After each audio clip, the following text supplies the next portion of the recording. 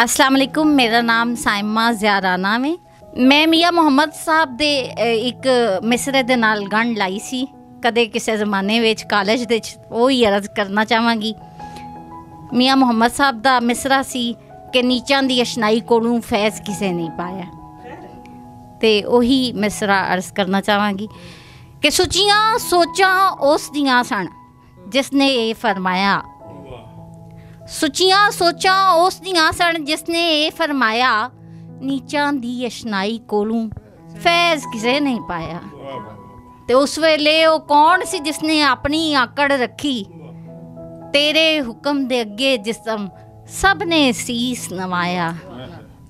और शेर एक के जामन वालिया वेख लिया के हुण ते सौण महीने, जामन वालिया वेख लिया के हुण ते सौण महीने, कालियां कालियां बदलियां आईयां मोरां शोर मचाया।